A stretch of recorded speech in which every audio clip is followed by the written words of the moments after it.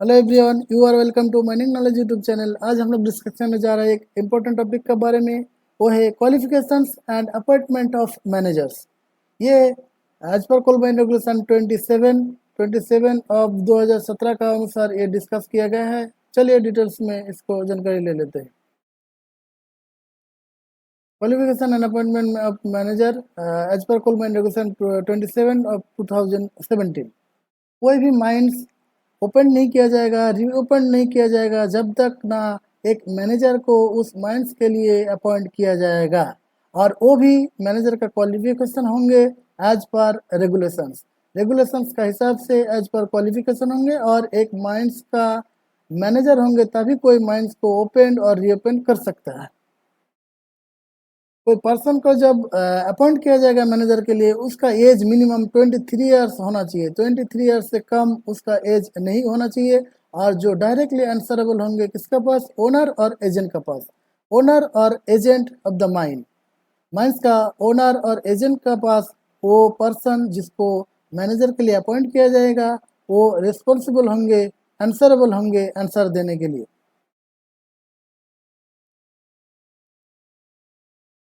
अब उसका क्वालिफिकेशन क्या होंगे? जो मैनेजर को, जिस पर्सन को एक मैनेजर का माइंस के लिए अपॉइंट किया जाएगा, उसका क्या क्या क्वालिफिकेशन होना चाहिए?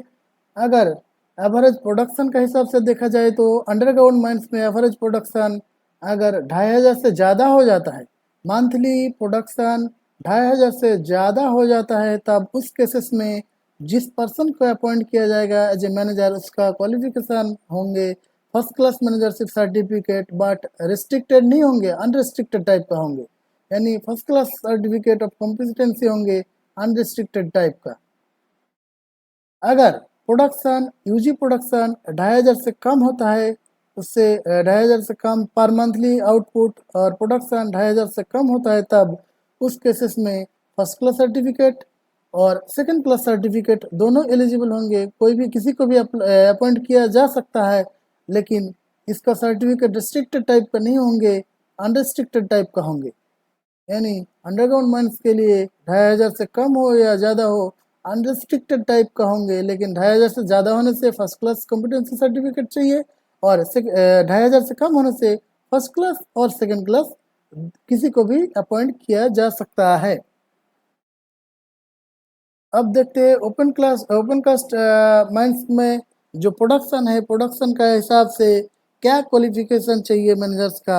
Average output surface open cast mines में एवरेज आउटपुट अगर 20,000 क्यूबिक मीटर पर मंथ से ज़्यादा हो जाता है, monthly materials handled, overburden, alcohol दोनों मिला के अगर मंथली आउटपुट 20,000 क्यूबिक मीटर से ज़्यादा हो जाता है, तब उस केसेस में जो क्वालिफिकेशन होंगे मैनेजर्स का, फर्स्ट क्लास मैनेजरशिप सर्टिफिकेट होना जरूरी है।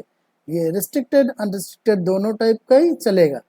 और 20,000 मीटर क्यूब से अगर कम हो जाता है material handle per month material handle अगर 20,000 क्यूबिक मीटर से कम हो जाता है, तब उस केसेस में फर्स्ट क्लास मैनेजरशिप सर्टिफिकेट और सेकंड क्लास मैनेजरशिप सर्टिफिकेट किसी को भी अपॉइंट किया जा सकता है।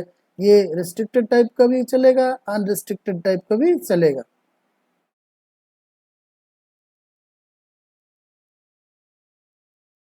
अब जो माइंस, किस माइंस में अगर दोनों है, किसी माइंस में अगर दोनों है, यूजी भी है, अंडरग्राउंड भी है, ओपन कास्ट भी है, तो अंडरग्राउंड और ओपन कास्ट दोनों अगर माइंस रहेगा, कोई एक माइंस का अंडर दोनों टाइप का माइन रहेगा, ओपन कास्ट और अंडरग्राउंड, उस केसेस में जिस पर्सन को अपॉइंट किया जाएगा वो उस पर्सन का क्वालिफिकेशन होंगे फर्स्ट क्लास मैनेजर सर्टिफिकेट, लेकिन रिस्ट्रिक्टेड टाइप का नहीं। यानी first class managership certificate unrestricted type का क्वालिफिकेशन चाहिए। अगर दोनों टाइप का ओपन कास्ट और अंडरग्राउंड दोनों टाइप का माइंस रहेगा, तब उसमें प्रोडक्शन का कोई रिलेशन नहीं है। Irrespective of production first class managership certificate unrestricted type का पर्सन को अपॉइंट किया जाएगा। चीफ इंस्पेक्टर ये एग्जेम्प्ट कर सकता है इसको, जो ओपन कास्ट अंडरग्राउंड दोनों रहेंगे, तो उस केसेस में अगर first class managership certificate unrestricted type का नहीं रहेंगे, तब उस केसेस में एग्जेम्प्ट कर सकते हैं। वो ओनली चीफ इंस्पेक्टर कर सकते हैं, वो भी ऑर्डर देके, बाय एन ऑर्डर दूसरा किसी पर्सन को अपॉइंट कर सकता है।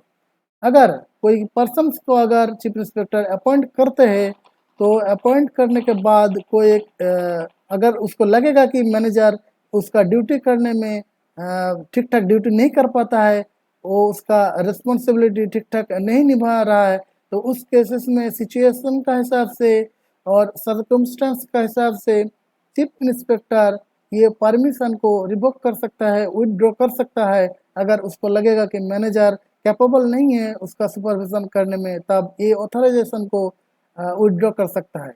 ऑथराइजेशन दे भी सकता है अगर ऑथराइजेशन उसको लगेगा कि मैनेजर जिसको अपॉइंट किया गया है ये ऑथराइजेशन देने के बाद वो ड्यूटी ठीक ठाक नहीं कर पा रहा है, सुपरविजन नहीं कर पा रहा है, तो चीफ इंस्पेक्टर वो ऑथराइजेशन को, उस परमिशन को विथड्रॉ भी कर सकते हैं।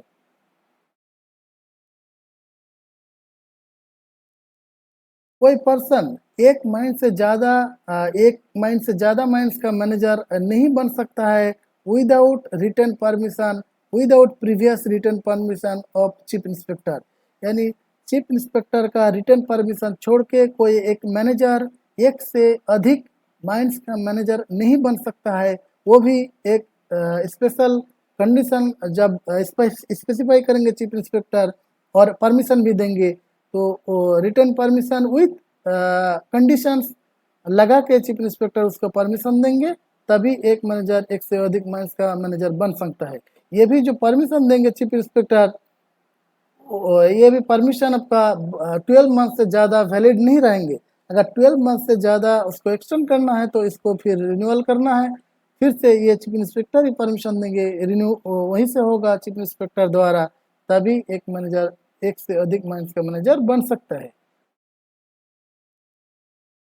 अगर कोई कारण से कोई एक माइंस का मैनेजर ड्यूटी करने में उसका ठीक ठाक ड्यूटी एग्जैक्ट जो ड्यूटी सुपरविजन करने में, ड्यूटी परफॉर्म करने में अगर कैपेबल नहीं हो रहा है, वो ठीक ठाक ड्यूटी नहीं कर पा रहा है, तब उस केसेस में ओनर एजेंट कोई एक पर्सन को ऑथराइज कर सकता है मैनेजर का हिसाब से, उसको किसी एक पर्सन का अपॉइंट कर सकता है। लेकिन उसमें क्या है, उसका क्वालिफिकेशंस हो गए, कम से कम उसका पास एक मैनेजर सर्टिफिकेट होना ज़रूरी है। जिस पर्सन को ओनर और एजेंट अपॉइंट करेंगे, मैनेजर जब ड्यूटी करने में मजबूर हो जाता है, ड्यूटी नहीं कर पाता है, सुपरविजन ठीक ठाक नहीं कर पाता है, उस केसेस में ओनर और एजेंट किसी एक पर्सन को ऑथराइज कर सकते हैं मैनेजर एक्टिंग के लिए, मैनेजर एक्ट करने के लिए, कम करने के लिए, लेकिन उसके पास मैनेजर सर्टिफिकेट होना ज़रूरी है। और ये जो ऑथराइजेशन देंगे, ये ऑथराइजेशन 30 डेज से ज़्यादा नहीं होंगे, वो 30 डेज के लिए ही दे सकता है without permission, CI without chief inspector का परमिशन छोड़ के ये 30 डेज का ही दे सकता है। और वो भी सब्जेक्ट टू सच कंडीशंस, जिस कंडीशंस चीफ इंस्पेक्टर लगा देंगे उस कंडीशंस का हिसाब से ही ऑथराइज कर सकते हैं।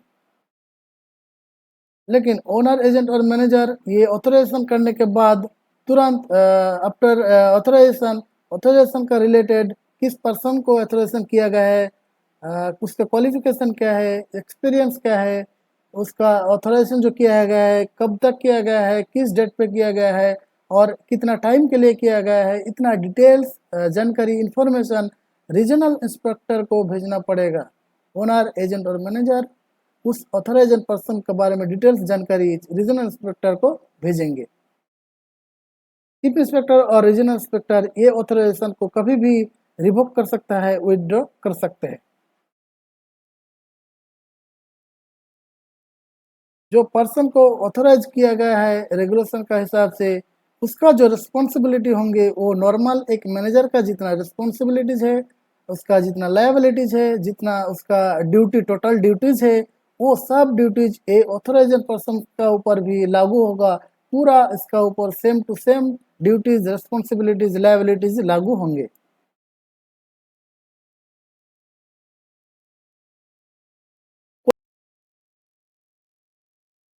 कोई मैनेजर अगर उसका ऑफिस खाली करना चाहता है तो उसके लिए मिनिमम 30 दिन पहले ओनर और एजेंट को नोटिस देना पड़ेगा। उसका जो ऑफिस वैकेंट करेंगे, ऑफिस खाली करेंगे, उसका मिनिमम 30 दिन पहले।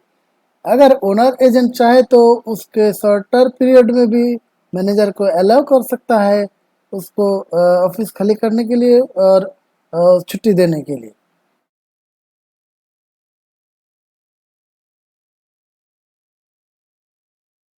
कोई ओनर और एजेंट अगर चाहे तो किसी माइंस का मैनेजर का ट्रांसफ़र, डिस्चार्ज और डिसमिस तब तक नहीं कर सकता है जब तक उस माइंस के लिए नया कोई मैनेजर को अपॉइंटमेंट करेंगे, और वो भी कोई क्वालिफाइड पर्सन्स ही होंगे जो एज पर रेगुलेशन में बताया गया है। रेगुलेशन के हिसाब से ही क्वालिफाइड पर्सन को डिप्लॉय करेंगे, अपॉइंटमेंट करेंगे। उसके बाद ही कोई मैनेजर का ट्रांसफ़र, डिसमिस और डिस्चार्ज कर सकता है ओनर और एजेंट। ओनर और एजेंट का ये रिस्पॉन्सिबिलिटीज़ है कि अकोमोडेशन प्रोवाइड करना मैनेजर को, और उसका जो असिस्टेंट मैनेजर है ये सब लोगों को अकोमोडेशन प्रोवाइड करना उसका रिस्पॉन्सिबिलिटी है ओनर और एजेंट का। वो भी with in 5 kilometre from the mine openings. Mine जहाँ पे है, माइन्स का 5 किलोमीटर रेडियस का अंदर ही अकोमोडेशन प्रोवाइड करना है, और उस अकोमोडेशन में मैनेजर और असिस्टेंट मैनेजर को उसमें स्टे करना है, रहना है। ये एग्जाम कर सकता है चीफ इंस्पेक्टर। चीफ इंस्पेक्टर ये जो अकोमोडेशन विद इन 5 किलोमीटर्स का अंदर रहने वाला गाइडलाइंस है, इसको एग्जाम कर सकता है। अगर कहीं डिफ़िकल्टीज आ जाए, कोई प्रॉब्लम आ जाए तो करन रीजनेबली अगर प्रैक्टिकेबल नहीं है तो उस केसेस में चीफ इंस्पेक्टर एक ऑर्डर द्वारा इस कंडीशंस को एग्जाम कर सकता है, इसको अलाउ कर सकता है बाहर कहीं रहने का। कोई मैनेजर को एजेंट और ओनर ऐसा काम नहीं देंगे जिस काम से उसको जो स्टैट्यूटरी ड्यूटी है वो परफॉर्म करने में दिक्कत हो। ऐसा कोई काम उसका ऊपर लोड नहीं देंगे, ओवरलोड नहीं देंगे जो उसका स्टैट्यूटरी सुपरविजन, स्टैट्यूटरी ड्यूटी करने में मैनेजर को प्रॉब्लम हो, दिक्कत हो। और मैनेजर खुद ऐसा कोई काम में अपने को इन्वॉल्व नहीं करेंगे जहाँ पे उसको स्टैट्यूटरी ड्यूटी करने में, परफॉर्म करने में दिक्कत हो और उसका प्रोलॉन्ग एब्सेंस हो जाए। ऐसा कोई टाइप का काम में, कोई वर्क में अपने को इन्वॉल्व नहीं करेंगे। कोई मैनेजर एक माइंड से दूसरा माइंड का तो नहीं बन सकता है। एक कैपेसिटी कोई एक से ज़्यादा माइंस का मैनेजर नहीं बन सकता है, और एक ही माइंस के लिए वो मैनेजर बनेंगे। अगर कोई स्पेशल परमिशन जहाँ पे रेगुलेशन नंबर 5 में बताया गया है उसका अनुसार अगर चीफ इंस्पेक्टर चाहे तो उसको एग्जाम्पशन बेसिस में ग्रांट कर सकता है परमिशन, लेकिन वो एक मैनेजर एक ही माइंस का मैनेजर बन सकता है, एक से अधिक माइंस का मैनेजर नहीं बन सकता है। Thank you for watching this. अगर अच्छे लगे तो please subscribe this channel. Thank you.